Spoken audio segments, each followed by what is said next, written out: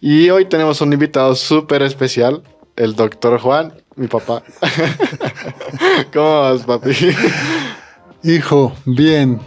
Dios te bendiga. Me da mucha alegría estar en Fuego AM, en los estudios contigo.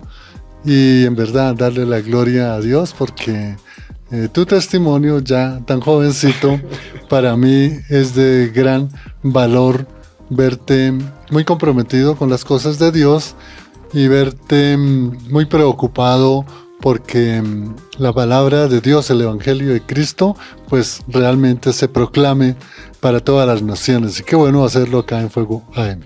Así es serio que es un programa, creo que nunca, de todos los años que hemos estado como en la radio, nunca hemos estado en un programa los dos.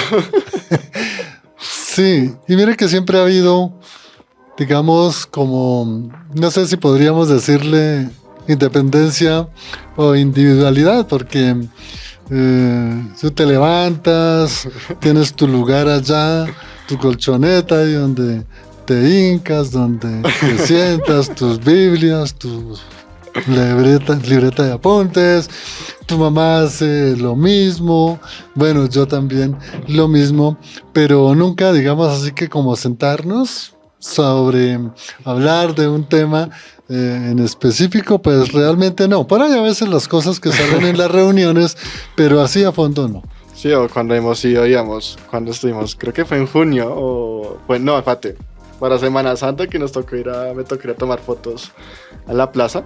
Ah, sí. Que sabes, también salimos y todo, sí.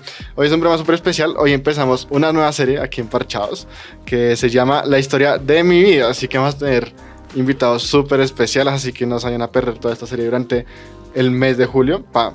¿Cómo fue tu adolescencia, tu infancia? ¿Cómo fue el contexto en el que naciste? El contexto donde nací es lo que se vive en el campo. En un municipio muy hermoso, Samacá, que es del departamento de Boyacá, muy cerca del puente de Boyacá. Y digamos, la niñez, como todo niño del campo, desde muy pequeñito le enseñan, los papás le enseñan a uno a llevar la leña, a llevar el agua, a llevar los animales al corral, a sacar los animales del corral, y especialmente pues las ovejas que había que sacar del corral, que eran bastantes, y había que llevarlas a pastar. Y digamos, esa fue mi niñez, pero también en la parte, digamos, del núcleo familiar, era ver a un papá exigente, disciplinado, muy rígido, muy exigente con los obreros o con los trabajadores que él tenía, porque tu abuelo era constructor, además de carpintero, y hacía toda una cantidad de cosas. Entonces, digamos, lo que yo puedo recibir o lo que recibí de mi papá, digamos como hasta los 11, 12 años, fue una exigencia de hacer las cosas bien. Y de otra parte era respetar, eso sí, al papá, a la mamá, a los hermanos, a los vecinos. Y digamos como en un tercer lugar era la parte religiosa. Es decir, a mi papá no se le podía quedar que un domingo, así pequeñitos, no fuéramos a la iglesia a la misa. Y luego, después de la misa, a hacer los oficios de la casa. Pero esa era como mi niñez desde que yo me acuerdo, unos 3, 4 años, hasta los 11 años, por ahí cuando tenía unos 9 años, me encargué de hacer las hortalizas, sembrar el cilantro, la lechuga, la zanahoria, la remolacha, todo, cultivar. Se llamaba la huerta casera, que era donde uno sembraba hartas cositas porque era una finca muy bonita, de mucha agua, y entonces digamos que como hasta mis 12 años, lo que más recuerdo de mi papá es que me haya enseñado a sembrar las hortalizas, cosecharlas, arreglarlas perfectas y llevarlas a la plaza a vender. Esa fue una época que me acuerdo, digamos, muy bonita. Entonces, el amor en la familia, el juego en el campo, con mis hermanos, subirnos a los árboles, ir a las quebradas, irnos por los montes a conseguir frutas silvestres como la uva, como el mortiño, como el arrayán, unas cositas que parecían naranja, que se llamaban aguadijas. Entonces, ese era lo que uno... Y sembrar con mucho cuidado. La fortaleza es ir a aprender uno a trabajar, porque ser el medio de poder uno en el futuro tener una familia para poderla sostener. Tremendo. Apenas dijiste las ovejas y eso, pues en el Rey David.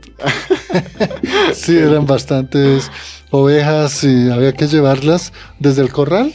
Sacábamos las ovejas Sí. y entonces había que ponerles, hoy llamábamos el tapabocas, ¿no? Pero Sí. eso era que cuando en la época de la pandemia yo no le decía tapabocas, sino le decía jetera, porque es que la jetera era la que se le ponía a la oveja en la jeta para que no se comiera las sementeras por donde ellas iban, porque por donde ellas van comen lo que sea. Ok. Entonces tenía que llevarse, bajar de una montaña, pasar una quebrada, subir otra montaña, porque las ovejas siempre, digamos, pastan o se alimentan es de los árboles y las gramillas que hay en los árboles, en la montaña. Entonces allá te acaba de llevar las ovejas. Y esa fue una experiencia bonita porque ahora cuando se habla de las ovejas, ¿cómo somos nosotros delante Claro. de Dios en la iglesia?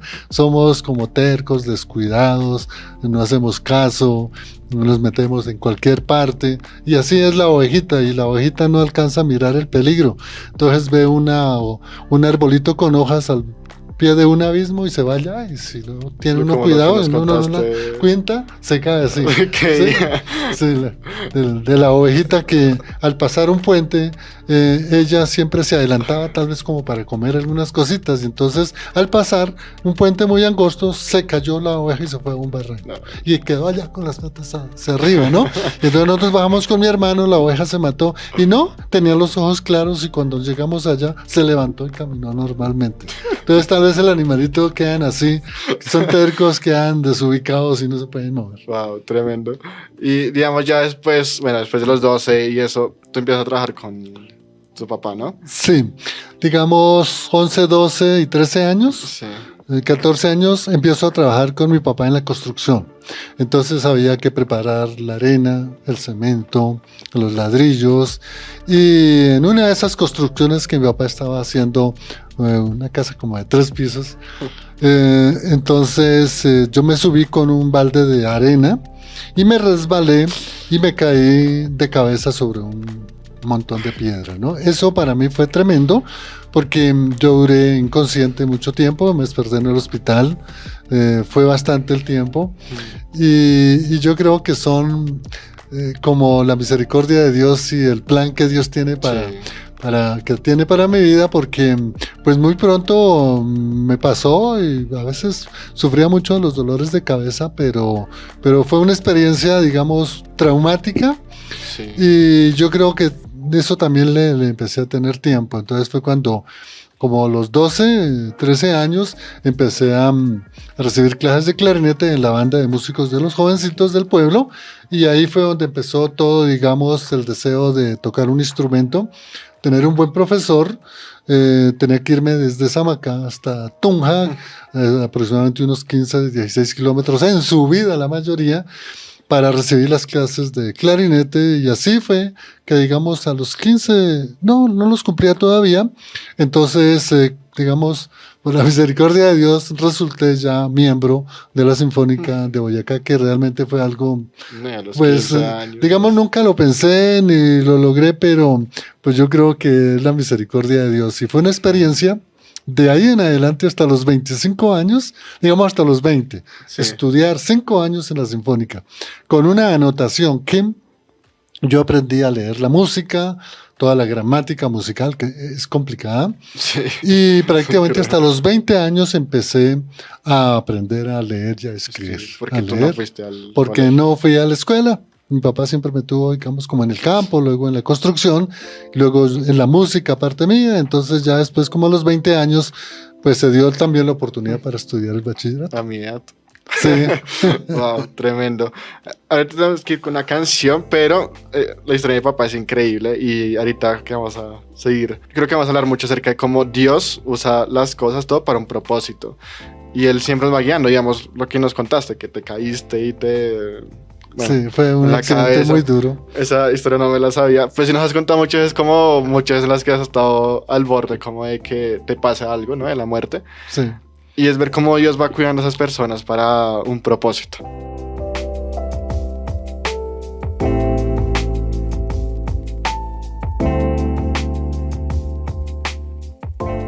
Mi nuevo amor de Roberto Orellana, muy distinto a lo que por si pasamos aquí en Parchados. Pero son canciones increíbles. Yo me acuerdo de ir escuchando esa canción en el carro. Cuando era pequeñito, sí. Sí. Esta canción fue una de las que me marcó cuando llegué a los pies del Señor hace ya, ¿qué? 24. Ahorita en octubre, 24 años. Y me gustaba porque en la adolescencia y aún después en mi adultez veía uno siempre el amor encarnado pues en los sentimientos de uno con relación a la mujer y digamos el amor a la madre o el amor a alguna otra persona. Entonces esta canción me hizo sentir que hay algo más que el amor digamos humano, que es el amor de Dios. Y esa canción siempre la he llevado como en mi corazón porque me hace sentir de que pasé de un amor que desde luego hay que vivirlo y hay que sentirlo y compartirlo con la esposita y con los hijos y las hijas, pero me conecta con el amor de Dios. Sí, son esas canciones que como que son exacto, ese primer amor con Dios. Yo me imagino ya dentro de 20, 30 años cuando las canciones actuales sean como cuando yo empecé los caminos de Dios. Claro. Y bueno, entonces estábamos hablando acerca de que, bueno, entonces estabas en la Sinfónica y de Tunja, estabas en el colegio, ¿cómo era eso? O sea, ¿cómo era eso de, o sea, tienes 20 años, ya estás en la Sinfónica, ya independiente, digamos, yo no sé cuándo me vaya a independizar, dentro de 5 años, pero digamos, ¿cómo fue vivir eso? O sea, desde tan chiquito para que... Digamos, la salida de mi pueblo, que tenía 14 años y 8 meses, para llegar a la Sinfónica de Vientos de Boyacá, era algo que nunca había pasado por mi mente. Yo una vez, esa Sinfónica fue a Samacá a dar un concierto y ver toda esa cantidad de profesores, de instrumentos, de esa música pues que no era tan familiar para uno, escuchar una marcha o una obertura, pues era una música diferente. Entonces, formar ya parte de una institución de esas, pues para mí fue un cambio tremendo. Pero era digamos, un compromiso donde había todos los días como mucho miedo, que si uno no alcanzaba a dar el nivel que exigía el interpretar el instrumento con el papel que tenía uno que interpretar, pues de pronto le decían a uno, chao, porque usted no da el nivel. Entonces por eso cuando yo llego a la Sinfónica Boyacá, me dedico yo de tiempo completo, día y noche, es decir, me quitaba el clarinete o la boquilla del clarinete de la boca para comer, para dormir poco. De resto era estudio y eso me permitió en 5 años tener un nivel aceptable y para haber pasado a otros compañeros con la interpretación del clarinete. Pero con 20 años, una anécdota bien tremenda, yo creo que eso fue lo que me motivó. Yo tenía una amiguita que estudiaba en un colegio, muy linda, y la niña pues también yo le caía bien. Entonces una vez fuimos a un lugar, invitada a tomar café, unas 11, se llamaba el Estar de Unzaúba. Eso es como en honor del cacique de Tunja, Unzaúba. Y entonces me puse a recitarle un poema. Y entonces cuando terminé, me dijo, Juan, quiero que me escriba ese poema. Y sacó ella un papel que ella estudiaba en el colegio. Me dijo, Juan, escríbamelo. Por supuesto, que yo sin saber leer ni escribir, pues eso para mí fue traumático. Y como que yo sentía, no, yo no vuelvo a dejarme ver con esa niña, porque esa día me le pude zafar diciéndole, no, mejor yo te lo voy a escribir con una pluma que tengo y con un papel distinto para que tú lo guardes. Pero eso fue pasando el tiempo, y que hubo el poema, y que hubo el poema. Entonces yo le decía, le cuento que es que no sé escribir, no, de una vez me deja. Hasta que una vez le conté, y sí, efectivamente la chica como que no. Entonces yo busqué la forma de poderme actualizar para tener un certificado de quinto primaria.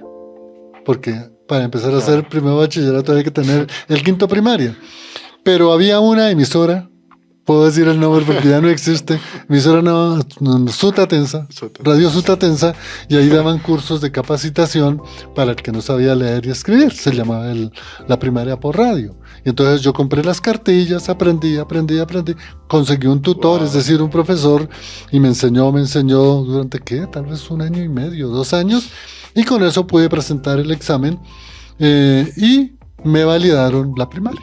De tal manera que al siguiente año presenté el examen de, ¿cómo es que se llama? Rehabilitación, sino el examen de admisión, sí, para que fuera aceptado, porque era uno de los mejores colegios de Tunja, la Normal de Varones de Tunja, mejor colegio. Y sí, pasé muy bien. Y ahí fue el bachillerato lleno de muchas bendiciones, de dificultades también, porque de lo que dictaban yo trataba de escribir, después no entendía, tenía que valerme de otros muchachos o chicas que escribían bien para yo poder escribir. Fue una cuestión traumática, pero me defendía, y además en ese primer año ocupé el 3er puesto. En esa época daban unas becas para los 3 primeros puestos, entonces logré mi beca. Y terminé becado mi bachillerato. Y después que terminé el bachillerato, entonces ya seguí trabajando en la Sinfónica, sí, pero los planes y en la academia. Entonces cuando ya, después de 20 años, entonces yo digo, no, yo quiero aprender a tocar otro instrumento. Y es donde empiezo a tocar el violín. Pero ahí tú ya, o sea, empezaste a tocar el violín en Tunja y después te viniste aquí a Bogotá. Sí. Yo tocaba el clarinete en la Sinfónica. Sí. Pero en el conservatorio o en la Escuela de Bellas Artes de Boyacá empecé a aprender a tocar el violín. Y entonces formé un grupito que era piano, tiple, guitarra, bajo, y dábamos serenatas y a veces íbamos a tocar y eso nos ayudaba como estudio, ¿no? Pero ya cuando termino el bachillerato en la Normal, recibo mi grado, que a propósito no fui al grado porque ese día tenía un examen en el conservatorio aquí en Bogotá. Entonces presenté mi examen y pasé en la Universidad Nacional a estudiar música, que fue la primera profesión, en donde los estudios eran música con área principal violín. Y me vinculé muy rápido a tocar en la Sinfónica Juvenil de Colombia, que eso para mí fue una experiencia única porque viajábamos a todos los departamentos, viajamos mucho a Centroamérica, viajamos a varios países del sur, entonces esa fue una experiencia bonita. Pero una vez estando ya tocando mi violín en la Sinfónica, ya tenía yo unos 27 años, pasaba por frente de una de la universidad, digo el nombre de la Universidad de Gran Colombia, entonces había un poco de gente esperando ahí haciendo cola. Yo venía hablando con unos amigos que Liliana iba a estudiar medicina, que la otra iba a estudiar, Estela iba a estudiar economía y que el otro iba a estudiar ingeniería. Entonces pasábamos por frente de la Gran Colombia y yo preguntaba, ¿y esa cola qué es? No, que hoy se cierran las inscripciones para los que van a estudiar Derecho en la Gran Colombia. Y entonces yo le dije a los compañeros, chao, yo me quedo acá porque voy a inscribirme acá. Y resulta que, pues, un examen, y un examen complicado. Sí. Y yo, no, ¿qué voy a pasar? Entonces una vez pasé, como a los 8 días, y yo dije, oye, ¿sería que pasé? No, me da como pereza ir. Y entré, y estaban todos los listados, y yo miraba y miraba Sánchez, cuando vi Sánchez Aponte Juan de Jesús. Y entonces yo no creía, y le pregunté a una chica, ¿estos serán los de los que pasaron o los que rechazaron? No sé qué pasaron. Y empecé a estudiar Derecho en la Gran Colombia, y pasé mis 5 años de Derecho. Muy bien, sí, se me facilitó. Y terminé mi carrera, y el último día del último examen, sí, yo tenía un amigo magistrado en la corte, el doctor Medina Moyano, que él murió en la toma del Palacio, y entonces llegué a saludarlo, le dije, doctor, mire, que ya terminé mi carrera. Es que yo le daba clases de violín a una de las hijas de él, entonces me dijo, ay, señor Sánchez, Emma se llamaba la secretaria, que ella también murió en el Palacio. Entonces me dijo, mire, dígale al señor Sánchez, dale la carta de recomendación que en Zipaquirá hay una vacante, Yo pensé que era por ahí de sustanciador, o de, como llamamos nosotros, de atender en la baranda. Y no, llegué ese día, porque ese día me mandó rápido, era un 16 de diciembre, porque el 17 se cerraban los juzgados por la fiesta judicial, y era para posesionarme de juez. Yo, Dios mío, ¿Qué voy a hacer? Yo no sé. Pero mire que todo se iba dando, ¿no? Todo Sí. se iba dando. Entonces, bueno, no lo sé, pero vamos a aprender. Y ahí tuve un secretario que resultó ser músico, un gran pianista y también tocaba violín. Nos hicimos muy buenos amigos y un día me dijo, doctor Sánchez, dedíquese más bien a enseñarle violín a mi nieta y yo le manejo el despacho. Y usted más bien dedíquese a estudiar otra especialización porque el derecho Sí. penal es muy bonito y fue cuando hice la especialización de derecho penal en el externado. Y cuando terminé esa, todavía estaba en el juzgado, entonces empecé la especialización de Derecho Administrativo en el Rosario. Entonces todo era así como fácil, no lo planeaba, pero ya cuando yo estaba, digamos, ya sobre eso, yo decía, Dios mío, esto es mucho estudio, esto no me queda, pero yo no sé, siempre me iba pasando. Que siempre ellos te iba como Él me iba... como caminando, como... Me iba como aparejando todo, ¿no? Claro. Y claro, desde Tunja, Sí. desde que yo llegué a Tunja, jovencito de los 15 años, hasta, digamos, hasta que conocí a tu mamá, es decir, hace 24 años, prácticamente a mí no se me quedó ninguna entidad religiosa que no estuviese. Estaba en la católica, tocando el violín en esas grandes ceremoniales en la catedral, en todas esas catedrales de acá de Bogotá, tocando el violín. Pero yo duré, durante la carrera de Derecho, duré 5 años y medio en los Hare Krishnas. Digamos una filosofía muy complicada. Sí, estuve en los rosacrucistas, estuve en los templarios, estuve en los testigos de Jehová, estuve en los mormones, estuve en una cantidad digamos, de entidades religiosas, sí. Pero yo iba ya era por aprender, escuchar y aprender. Tremendo. Digamos, sí, tú me has contado el tema de los Hare Krishnas y todo eso, pero ya, o sea, como que siempre estuvo en ti como ese deseo de buscar. Era como el deseo de aprender a ver qué era eso. Ok.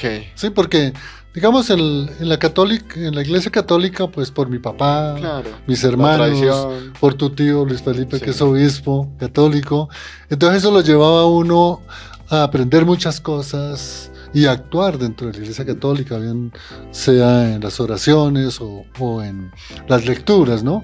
Pero era muy bueno conocer, por ejemplo, la parte de esas religiones como los hinduistas, ¿no? El caso del Hare Krishna. Y habían cosas muy buenas, habían cosas, principios, y aprendí muchas cosas de lo que los Hare Krishnas tienen. La obra, digamos la literatura, todo lo que es la literatura y filosofía de ellos se llama el Srimad Bhagavatam. Y entonces ahí está toda la filosofía. Y la Biblia, digamos, como el equivalente en nosotros, se llama el Bhagavad Gita. Y entonces es la Biblia, entonces uno lo estudia, en la lengua de ellos es el sánscrito y luego se traduce al español. Pero eso fue como un conocimiento de todas esas filosofías, ¿no? Tremendo. Bueno, tenemos que ir con la pausa y ahorita ya seguimos, entonces, con la historia del doctor Juan, mi papá, que a la final es una historia, digamos, de que a la final, o sea, pues nunca es tarde, o sea, también pues para aprender, para buscar, o sea, como que uno, o hasta yo mismo, como que uno muchas veces como, no, yo ya tengo 20 años, yo qué voy a hacer eso. Pero digamos, ver la historia de mi papá, que aprendiste a escribir a los 20 años, que empezaste tu carrera universitaria en el derecho ya con 26 años, o sea, es como, hey, aún hay tiempo, o sea, como que a la final es confiar en Dios y pues Dios va a ir aparejando todo.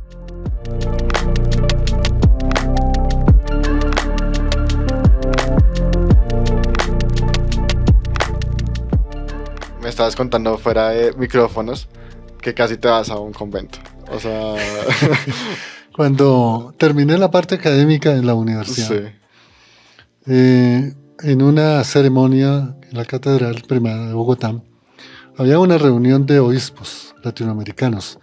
Y dentro de esos cardenales estaba el cardenal de Santo Domingo, Monseñor Polanco de la Rosa. Él, no sé por qué, se acercó allá, me saludó y en la atención, ya en el banquete que ellos hacen ahí en la curia, sí, pues me preguntó que si quería estudiar teología. Y entonces yo le dije que claro, que yo quería estudiar teología. Entonces, a raíz de eso, Y la invitación de él y el apoyo de él resulté 6 meses en un convento, en el convento de Santo Domingo. Siempre. Y duré 6 meses. El trabajo que iba a hacer allá, pues bueno, era parte de la música, también con el violín tocando ahí en los coros de los monjes. Pero era prepararme un año, convalidar, porque ya había terminado mi carrera de Derecho, convalidar la parte de la filosofía y luego el mismo convento o Monseñor Polanco de la Rosa, por medio de la arquidiócesis, me ayudaban para ir a estudiar a Roma en la Gregoriana, estudiar teología.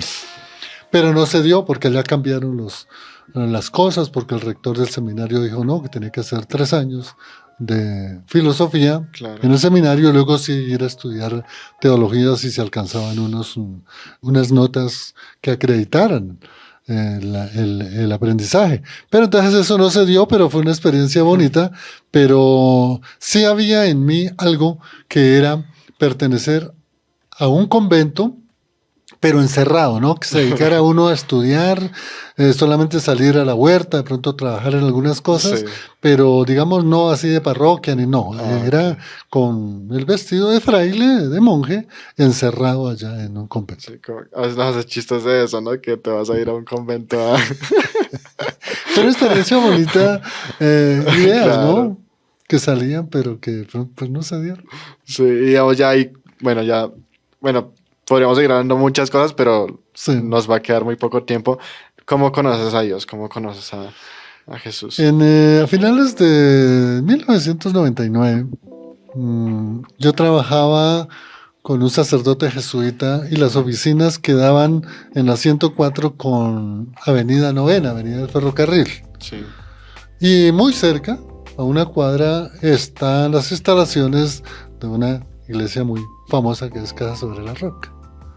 Entonces, una vez la secretaria se le olvidó las llaves. Un sábado que íbamos a trabajar, se le olvidó las llaves. Entonces yo le dije, no, yo tengo que hacer ese informe, tienes que ir a tu casa, traiga las llaves y yo te espero. Y acá, mientras eso, me puse a dar vueltas, como a la manzana.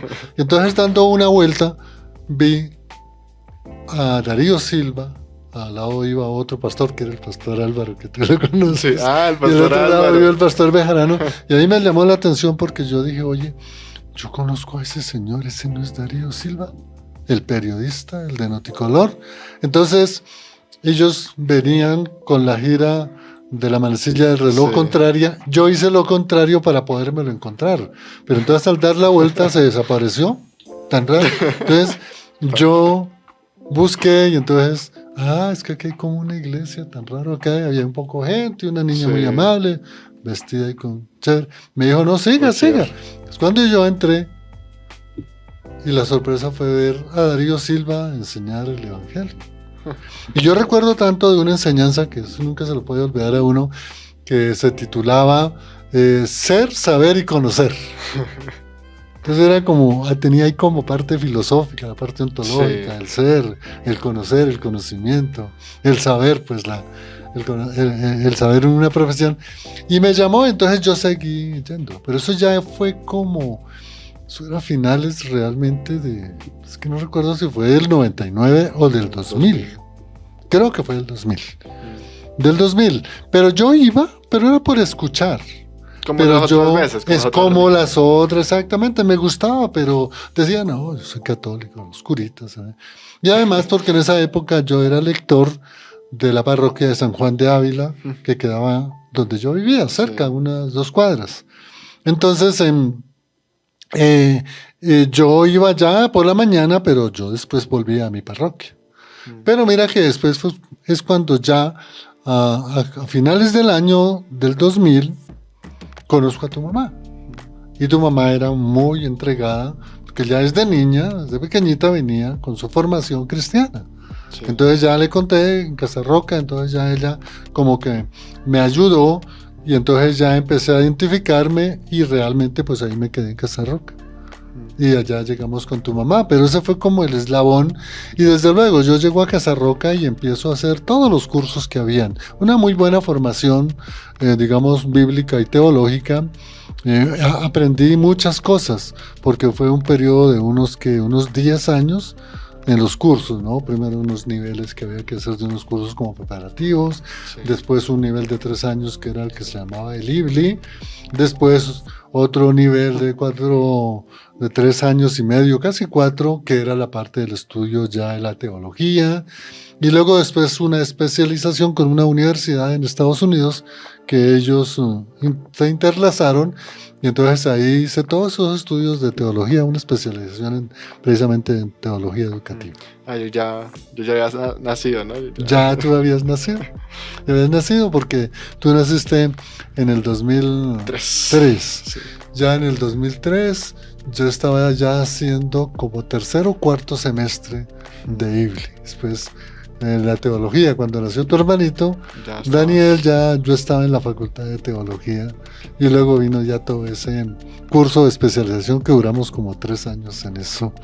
Y fue una formación bien interesante. Tremendo. Digamos, una de las cosas que yo siempre escuché fue cuando Dios te sanó el tema de la columna. Cuando yo llegué a Casa Roca, yo iba los sábados a lo que ellos llaman los sábados de ayuno, restauración y alabanza y guerra espiritual. Entonces, digamos, las primeras enseñanzas era que el poder de la palabra es tan poderosa como una espada de todo lo que sabemos, ¿no? Sí. Y entonces yo decía, entonces la palabra es la que tiene poder. Y claro, por la formación, digamos, en el estudio de la ciencia jurídica, en las especializaciones que hice, uno sabe que la palabra es poderosa, ¿no? Cuando uno toma una palabra de un artículo, de un código, la estructura uno, con esa palabra uno defiende a su cliente. Entonces yo sabía que la palabra era poderosa. Entonces yo sí entré como un poco en, digamos, en rebeldía, en el sentido de no pasar allá. Sí. Porque yo decía, si la palabra es poderosa, pues el Señor me sana acá, sin lugar de estar pasando allá. Como era Pretor, no me acuerdo, el romano que le dijo a Jesús, como, no, pues con solamente eso. Exactamente, Cornelio. Entonces mire que yo decía, no, yo había tenido un problema de hernias discales, sí, y tenía que someterme a una operación, y mi hermano médico ya había hecho todos esos protocolos para la operación, sí, pero yo estaba muy recién llegado a la iglesia. Yo tenía eso se llama se me olvidó ahorita el nombre, es como un chaleco con varillas para uno poder andar recto, porque la columna y las hernias eran muy complicadas, muy dolorosas, y entonces yo decía, no, si el Señor me quiere sanar, pues me sana estando sentado acá. Y verdad, el Señor me sanó, porque yo tuve que salirme del servicio y ir a meterme el carro y quitarme ese chaleco, porque yo me incendiaba de esa calor tan tremenda que yo sentí. Wow. Y realmente el Señor me sanó. Y pues, como tú te has dado cuenta, hijo, yo me cuido de no alzar cosas pesadas, pero esa fue un verdadero milagro que Dios hizo en sanarme, de tal manera que eso fue prueba suficiente de todo lo que uno escucha de los milagros de Jesús, de los apóstoles y de los que aún Dios todavía hace. Y para mí eso fue convincente, como la sanación en la época de la pandemia del sobrino Wilson. Sí, eso fue tremendo. Que realmente Dios tuvo misericordia y lo sanó, ¿no? Tremendo. Y bueno, ya vamos a cerrar. La verdad, fue un programa muy, muy chévere, muy bonito. Ya, ¿tú qué puedes decir de ya estos últimos años acerca de cómo Dios ha obrado en tu vida? Cuando llegué a la emisora, al Nuevo Continente, hubo un cambio de cosmovisión en el sentido de la exégesis bíblica. Sí. Porque me puse a escuchar a otros maestros, grandes maestros de la Biblia. Entonces hubo un cambio, pero ese cambio me llevó a aferrarme definitivamente que uno tiene que depender, mejor dicho, el 100% de las cosas de Dios, de la voluntad de Dios. Entonces, lo que uno puede concluir es que sí hay que vivir y experimentar la voluntad de los hombres, nuestras mismas voluntades y nuestros mismos sentimientos, pero ante todo tiene uno que depender de la palabra de Dios, de la voluntad de Dios, porque Él es soberano, y tenemos que aferrarnos necesariamente a la palabra de Dios. Y para podernos aferrar a la palabra de Dios, ese versículo de 2 de Timoteo 3, 16, 17, toda la escritura es inspirada por Dios, revelada por Dios, útil para enseñar, para redarguir, para corregir y para instruir en justicia. Esa palabra, para mí no me queda ninguna duda que tenemos que aferrarnos todos los días de la palabra de Dios y la buena enseñanza por grandes maestros que hay, que han dedicado 50, 60 y más años a estudiar la palabra de Dios y que pues yo considero que ellos tienen la suficiente autoridad para podernos guiar con todos los escritos que han dejado esos grandes maestros, como por ejemplo Moody, como R.C. Sproul, o como este otro, el príncipe de los predicadores, se me pasa Spurgeon, y digamos otra grande de predicadores, y sobre todo lo que ocurrió en la Reforma Protestante en el siglo XVI, digamos todo lo que es la doctrina de la salvación, las doctrinas cristológicas y especialmente un tema que tú siempre me has visto mirar es la parte de la escatología, que son los últimos tiempos. Entonces digamos, hoy lo que puedo decir es que lo más grande es depender de la voluntad de Dios, porque Él es soberano, Él es perfecto, su voluntad es buena, agradable y perfecta, y que todos los días tiene uno que aferrarse definitivamente a la palabra de Dios por medio de la oración, del amor a Dios sobre todas las cosas y desde luego el amor al prójimo. Wow, tremendo. Bueno, gracias, Pa, porque en parte Parchados, bueno, realmente Parchados fue un sueño que Dios puso en tu corazón. O sea, fue un sueño que nació en ti, y ver ahorita cómo hasta dónde hemos llegado y también ver a mis compañeros, a mis amigos, ver cómo han crecido. Sí. Sé que ha sido todo por la voluntad de Dios, y me quiero despedir con 1 Corintios 10:13, que dice: las tentaciones que enfrentan en su vida no son distintas de las que otros atraviesan, y Dios es fiel. No permitirá que la tentación sea mayor de lo que puedan soportar. Cuando sean tentados, Él les mostrará una salida para que puedan resistir. En otra traducción dice acerca de las pruebas. Entonces, me gusta mucho eso porque podemos ver que Dios no nos ha dado una mayor prueba que nosotros no podamos soportar. Y a la final, la vida de mi papá es el ejemplo de que pueden pasar cosas muy duras, pueden haber cosas que no sean tan chéveres, que, o sea, no sé cómo voy a salir de esto, pero Dios está con nosotros y Él nos va a mostrar esa salida, nos va a ir mostrando el camino, porque Él es, o sea, la palabra dice que Él es lámpara a nuestros pies, el que alumbra ese camino, y mientras nos mantengamos pegados a Él, todo va a estar bien y en su voluntad. Entonces, también a la final es como ver también cómo Dios ha ido restaurando nuestra familia, Dios ha ido restaurando muchas cosas, y sabemos que lo que Dios tiene para nuestras vidas son planes para bien y no para el mal, para poder preparar ese camino para el Señor, porque una de las cosas que más amo es el tema de la escatología, los tiempos finales, saber que Jesús va a volver. Ajá. Y que nosotros hacemos parte de ese plan, y nosotros vamos a preparar el camino para que cuando Jesús vuelva haya una iglesia sin mancha, sin arruga, una iglesia pura. Así que bueno, de nuevo gracias, Pa, gracias a Fuego AM.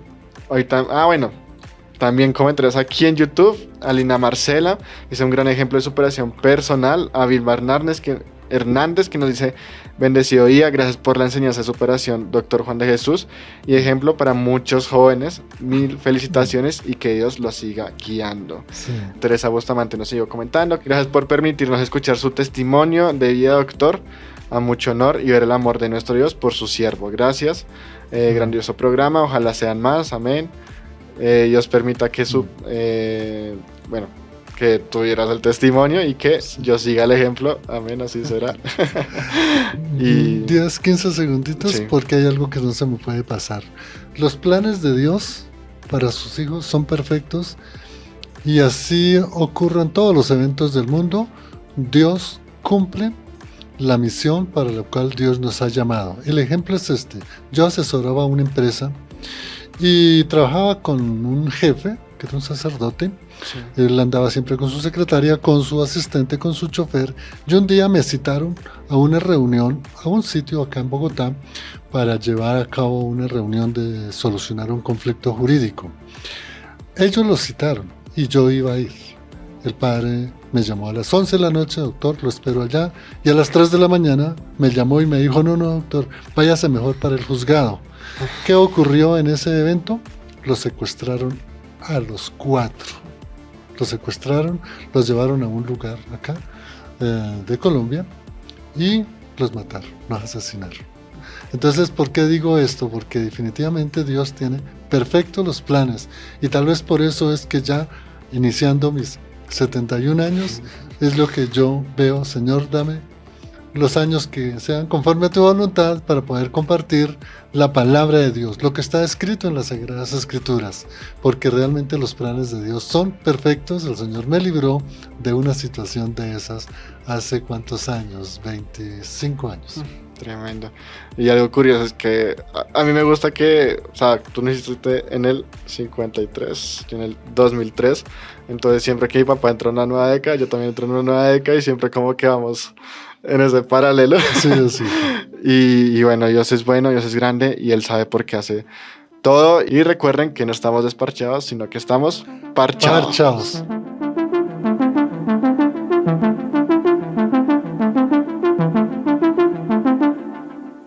Parchados.